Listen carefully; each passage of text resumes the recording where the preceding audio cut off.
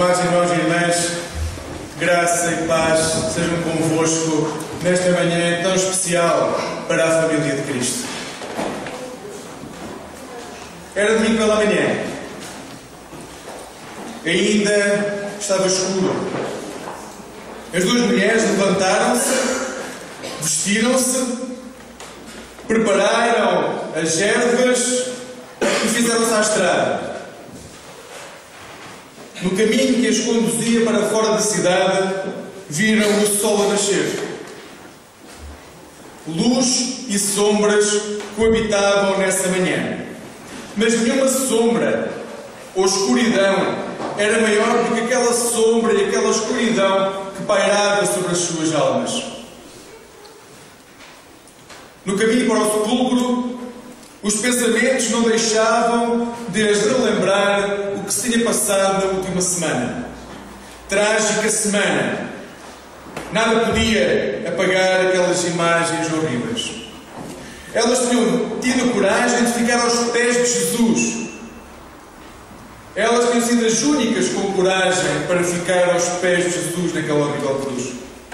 Tinham visto Jesus naquela madeira, com a carne em sangue, enquanto na sua cabeça, na cabeça do seu mestre, a coroa de espinhos recordava a zombaria daquele povo cruel e desumano. As lágrimas não paravam de cair sobre os seus rostos. Jesus tinha sido o seu professor, o seu amigo, o seu Senhor. Estas duas Marias, Maria Madalena e Maria, mãe de Tiago, estavam aos pés de Jesus quando o seu corpo se contorceu e da sua boca se ouviu: Eloi, Eloi, lama sabachthani, Deus meu, por que me abandonaste? Elas estavam lá quando Jesus morreu, e quando Jesus morreu, elas morreram com ele. Ainda que o seu corpo tivesse vida, as suas esperanças, a sua alegria tinha ficado naquela cruz. Era domingo, e apesar da falta de esperança, a sua devoção tinha feito com que se levantassem cedo para cuidar do corpo do seu Senhor, para ser enterrado. Alguém o tinha de preparar. Pedro não o fez. Tiago não o fez. João tampouco o fez. Uma última missão esperava estas discípulas fiéis que nunca tinham abandonado Jesus. Esta era uma missão difícil.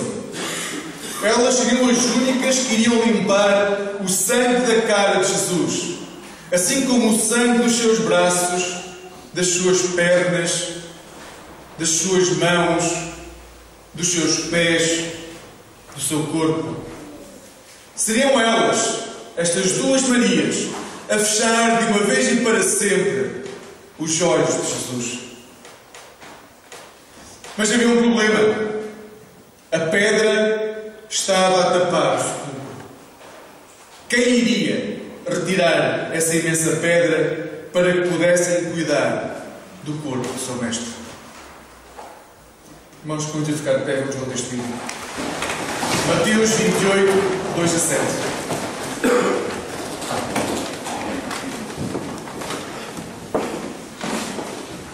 De repente, houve um grande tremor de terra, porque um anjo do Senhor desceu dos céus, rodou para o lado da pedra da entrada do túmulo e sentou-se nela. O seu rosto brilhava como um relâmpago e a sua roupa era branca como a neve. Os soldados que estavam de guarda, ao verem-no, começaram a tremer de medo e ficaram como mortos. O anjo disse então às mulheres: Não tenham medo. Eu sei que procuram Jesus, que foi crucificado. Não está aqui, pois ressuscitou conforme ele mesmo tinha dito. Venham cá ver o lugar onde ele estava. E agora, vão depressa dizer aos discípulos: Ele já ressuscitou e vai à vossa frente para a Galileia. É lá que vão ver. Era isto o que eu tinha para vos dizer. Até aqui a palavra que nos vai acompanhar nesta manhã, irmãos. Vamos orar. Senhor Deus, graças te damos por esta hora tão especial, depois de dias tão difíceis, de uma semana onde caminhamos contigo, onde aproximámos-nos da tua dor, Senhor Deus. Obrigado porque nesta manhã tu ressuscitaste e hoje o que pedimos, Senhor, é que ressuscites no nosso coração para que a alegria que sentiram estas discípulas possa ser a mesma alegria que nasce entre nós. Vem ao nosso encontro e guia-nos nesta manhã, por Cristo Jesus. Amém. Podemos sentar, amados irmãos e irmãs. Não sei se alguma vez pensaram nisso, irmãos. Quem é que rodou a pedra que estava a tapar o túmulo? Jesus não foi porque Jesus não estava lá já. Quem rodou a pedra? E porquê é que a pedra teve de sair do sítio, não estando Jesus lá? A pedra não estava a tapar o túmulo. E isso fez com que as mulheres, ao chegarem, pudessem ver que o túmulo estava vazio. E é sobre isso que vamos falar esta manhã, irmãos. Esta manhã vamos falar sobre o significado de um túmulo vazio. Esta manhã vamos ver o que é que um túmulo vazio significou para aquelas mulheres e o que pode significar para nós hoje. Gostava primeiro de vos dizer, irmãos e irmãs, que um túmulo vazio significa que Jesus está vivo. A primeira grande afirmação de olhar para um túmulo vazio, para o túmulo vazio de Cristo, é que, não estando Jesus nesse túmulo, Ele está vivo. Paulo escreve em 1 Coríntios 15, 17: se Cristo não ressuscitou, a vossa fé não tem fundamento e ainda estão condenados por causa dos vossos pecados. O fundamento da nossa fé, amados irmãos e irmãs, é a ressurreição. Se não acreditarmos que Jesus ressuscitou dos mortos, a nossa fé deixa de ter fundamento, como diz o apóstolo.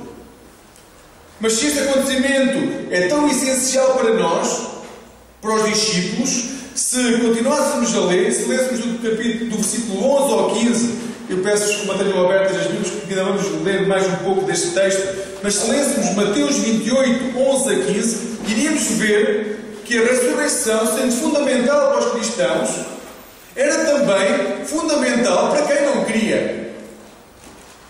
Vamos ver os líderes religiosos a ficarem extremamente preocupados com o facto de o corpo não ser encontrado, ao ponto de dizerem aos próprios guardas para mentirem e dizerem não.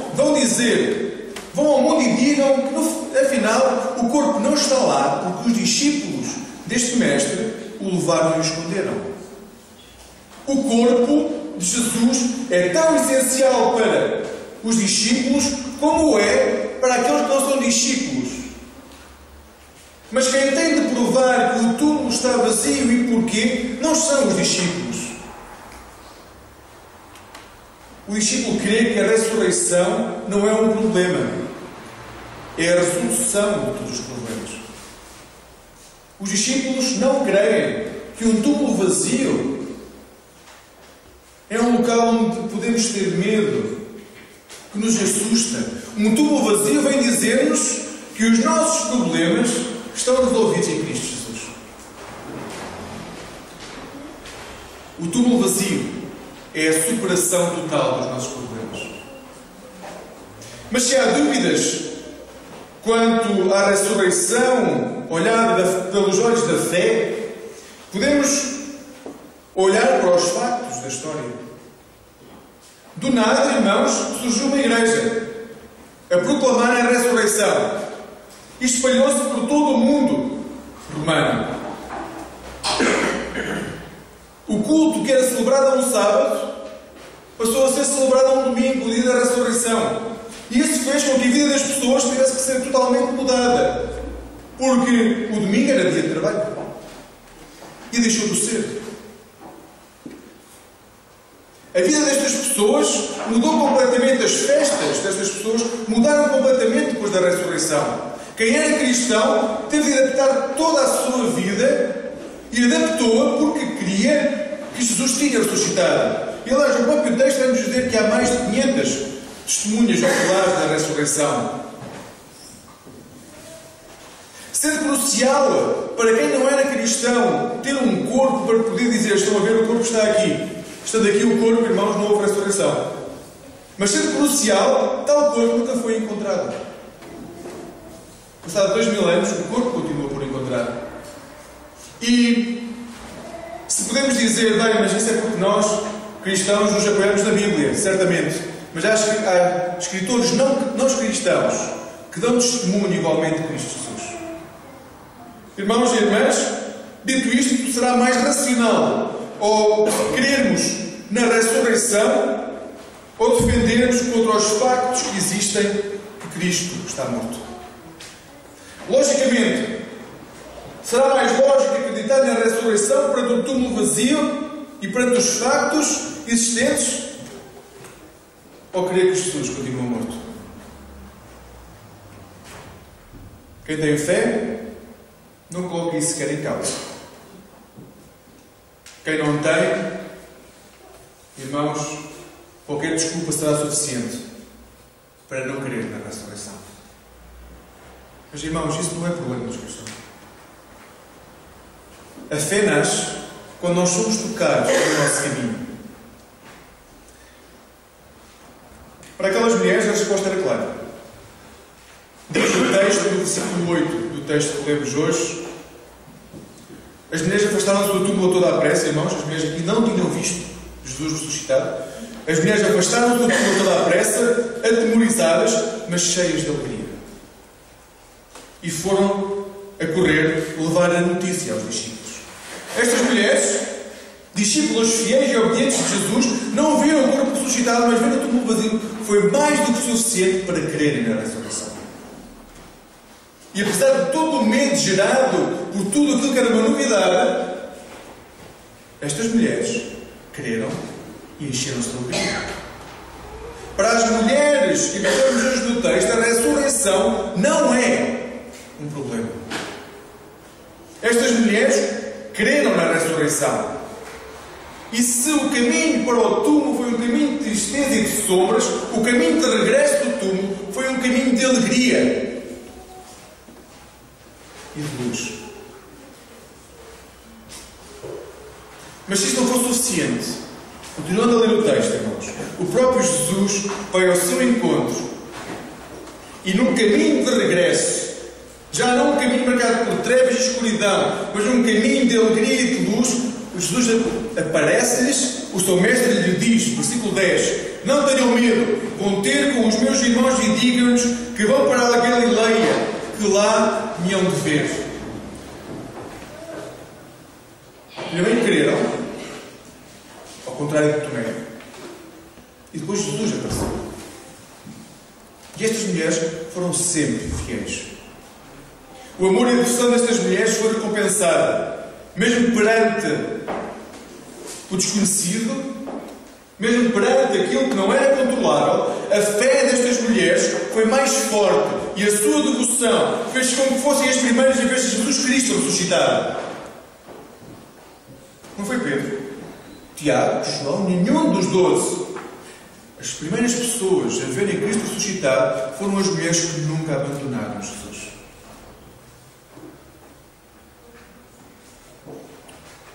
Mas o túmulo vazio não significa só que Jesus está vivo. Significa também que há perdão. E, irmãos, talvez hoje a questão do perdão seja aquela que mais afeta as igrejas e que cada um de nós mais precisa. Jesus foi abandonado por todos. Judas, o seu amigo, como Jesus o trata no Getsemane, deu-lhe um beijo de traição e vendeu-o por 30 moedas de prata, que, como vimos durante esta semana, era o preço de um escravo. Pedro negou-o 3 vezes. E na cruz, todos o abandonaram, à exceção das mulheres. No relato de Mateus, só as mulheres ficam com Jesus o tempo todo. No relato de Mateus, os discípulos mais chegados todos fogem. Mateus não tem qualquer problema em dizer que não há um único discípulo de Jesus que tenha ficado aos seus pés na cruz. Mas deixa muito claro que as mulheres foram as últimas a abandonar Jesus e as primeiras a procurá-lo. Estas mulheres, na sua coragem, foram recompensadas. Atrevo mesmo a dizer, irmãos, que os 12 teriam muito a aprender com estas mulheres. Que os 12 fiéis discípulos tinham muito a aprender com as mulheres que seguiam Jesus. E atrevo-me a dizer, irmãos, que as igrejas de hoje, cada um de nós, também teria muito a aprender a olhar para as mulheres que são discípulos de Jesus na Bíblia. Caso a morte tivesse tido a última palavra, irmãos, os discípulos tinham ficado para a história como um grupo de covardes, de traidores, se é que houvesse história, irmãos. Porque se não houvesse a ressurreição e a morte tivesse tido a última palavra, duvido que alguém fosse escrever sobre uma história de fracasso. Mas caso alguém decidisse, mesmo assim, dizer, bem, mas vamos escrever não sobre a ressurreição, sobre este mestre, mas sobre este grupo de traidores. Os discípulos, os 12, teriam ficado para a história como um grupo de fracos que tinham abandonado o seu mestre. Mas ao ver a história, irmãos, vemos que até ao momento da ressurreição, e foram breves dias, a culpa destruiu os discípulos. Judas, que o traiu, não aguentou o sentimento de culpa e matou-se. Pedro, diz-nos o texto, que chorou amargamente o facto de ter abandonado Jesus. A culpa destrói as vidas humanas. A culpa destrói a nossa vida. E a questão não é se nós sentimos ou não culpa. A pergunta de hoje, irmãos, é que parte da nossa vida está realmente a ser destruída pela culpa.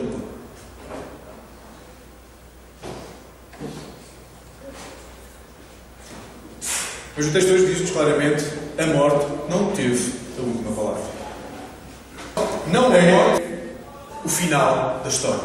E por isso se contou a história. Porque a morte é apenas um passo que vai realçar a grandiosidade de Deus. É por isso que perante o túmulo vazio podemos declarar: há perdão, os nossos pecados podem ser perdoados, Cristo venceu a batalha e há uma boa notícia: o Cordeiro de Deus veio para tirar o pecado do mundo. Há perdão. Independentemente do sentimento de culpa que possamos ter na ressurreição de Jesus no dia de hoje, garante-nos que há perdão. Não temos de viver como Pedro e muito menos como Judas. Há perdão para a nossa vida. Irmãos, diz-nos Isaías 53:5. Mas ele foi ferido pelas nossas faltas, aniquilado por causa das nossas culpas. O castigo que nos devia redimir caiu sobre ele. Ele recebeu os golpes e nós fomos poupados. Um texto lindíssimo que é difícil nós não aplicarmos diretamente a Jesus. Três perguntas nascem deste texto, irmãos. Poupados de quê? Poupados da punição eterna ao qual o pecado nos conduz. Nós fomos poupados. Quem é que são aqueles que precisam ser redimidos? Segundo, irmãos, Romanos 3:23, o texto diz-nos: todos pecaram e estão destituídos da glória de Deus. Todos precisam de redenção. Todos nós. Todos. E a terceira pergunta, irmãos, como podemos ter acesso ao perdão? É interessante, irmãos, que o próprio Pedro, que sentiu uma imensa culpa por ter traído Jesus, nas suas cartas vai-nos dar a resposta. Pedro, que sofreu na carne a necessidade de ser perdoado por Cristo, depois de o ter traído, que chorou amargamente, depois de sentir o perdão, vai escrever no dia de Pentecostes, e podemos ler em Atos 2:38, arrependam-se e cada um seja batizado em nome de Jesus Cristo. Para quê? Para que Deus vos perdoe os pecados e receberão então o dom do Espírito Santo. A ordem é importante, irmãos. A ordem não está por acaso no texto. Arrependam-se, sejam batizados para que Deus lhes perdoe os pecados e receberão o dom do Espírito Santo.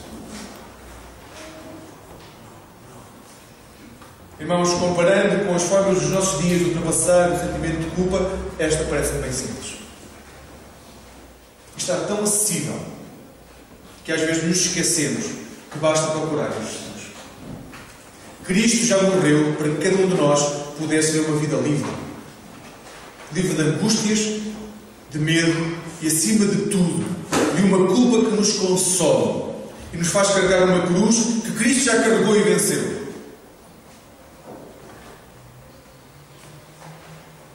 Mas já fizemos nós isso?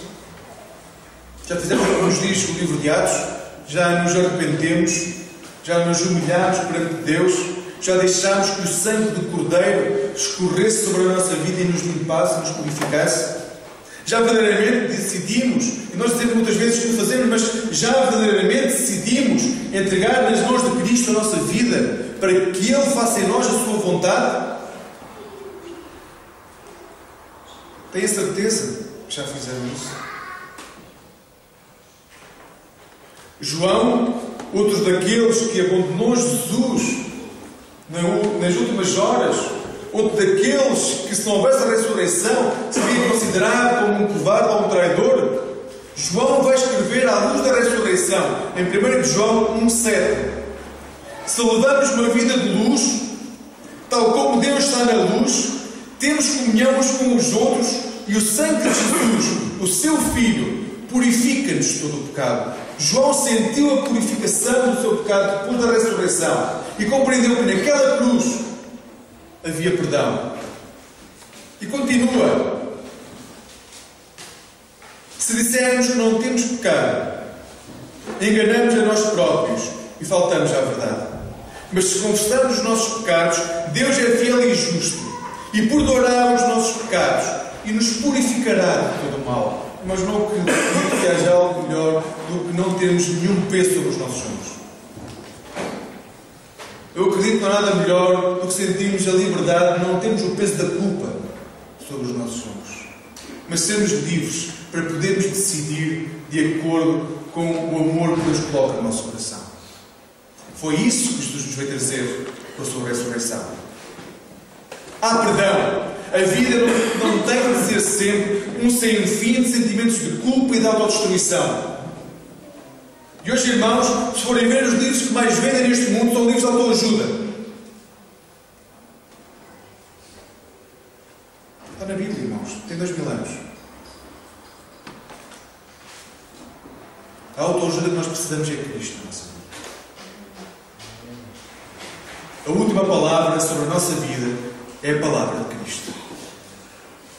A forma de ressuscitarmos hoje, de nascermos de novo, é com Cristo. A forma de a culpa não nos destruir é Cristo. Cristo na nossa vida. Cristo como Senhor. Cristo como Mestre. Cristo como amigo. E se isso acontecer, irmãos, então o túmulo vazio vai significar que no perdão encontramos vida nova.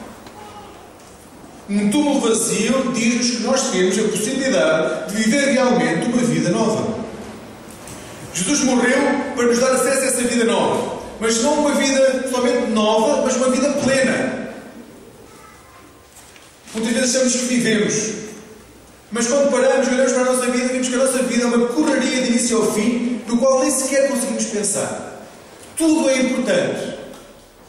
E tudo é tão importante que relativizamos tudo. E tudo deixa de ser realmente importante. Depois da ascensão e do dia de Pentecostes, os discípulos mudaram completamente. Ou seja, aquelas pessoas que eram cobardes passaram a ser audazes mensageiros da palavra do Senhor. Eram tão audazes, irmãos, eles eram tão audazes que acabaram por ser presos. Os saduceus não queriam que aqueles jovens continuassem a pregar uma coisa que estava a mudar a vida das pessoas. E prenderam-nos. E podemos ver isso no capítulo 5 de Atos. E então surge um anjo que lhe abre as portas. E não lhe diz: fujam para o mais longe possível, porque senão vão acabar mortos. O anjo, no capítulo 5, versículo 20 de Atos, diz-lhes: vão para o templo, onde estão os saduceus, e transmitam ao povo o que é, irmãos, a palavra de vida. Vão para o templo, junto daqueles que vos prenderam, e digam-lhes qual é a palavra de vida. Irmãos, quando somos tocados por Cristo, o que passamos a transmitir é uma palavra de vida. Nós podemos ir até um certo ponto da nossa vida onde a estrada parece cheia de escuridão, uma estrada triste, uma estrada de culpa, de lágrimas. Mas o caminho de regresso, irmãos, pode ser completamente diferente.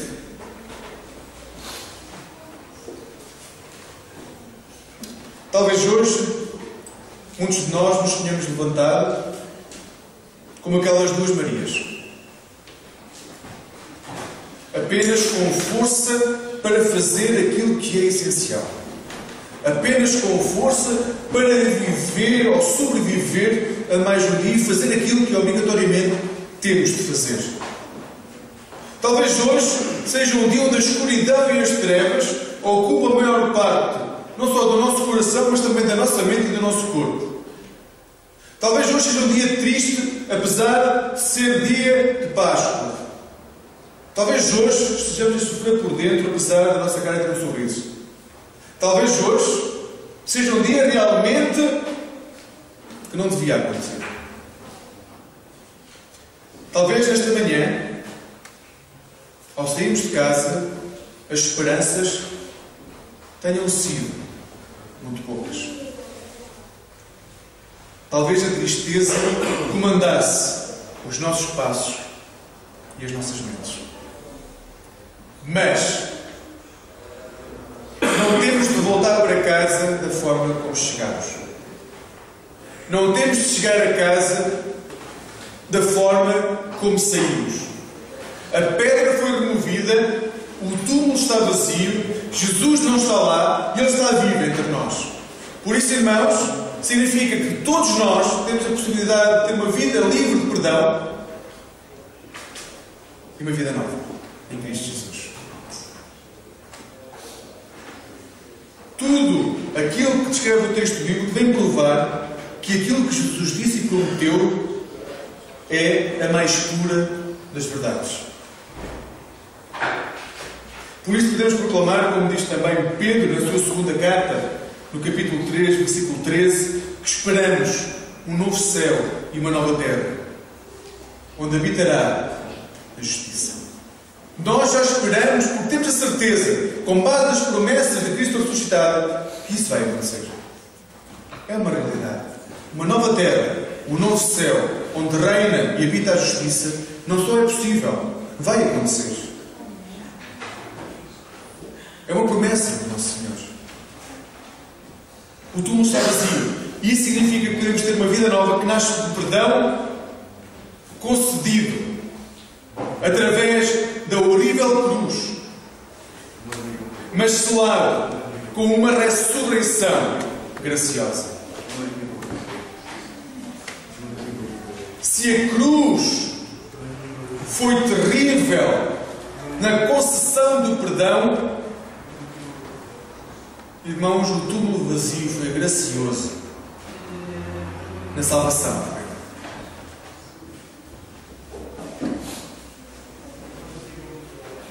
Precisas de esperança? Algum de nós precisa de esperança? A cruz está vazia, o túmulo está vazio. Irmãos e irmãs, que esta possa ser a nossa esperança. As promessas de Jesus vão ser cumpridas porque Ele ressuscitou. E não há dor, sofrimento ou angústia que não possam ser lavados a olhar para o caminho vazio. Que hoje, nesta manhã, possamos chegar a casa livres da culpa e cheios do perdão. A Deus seja dada a honra e glória.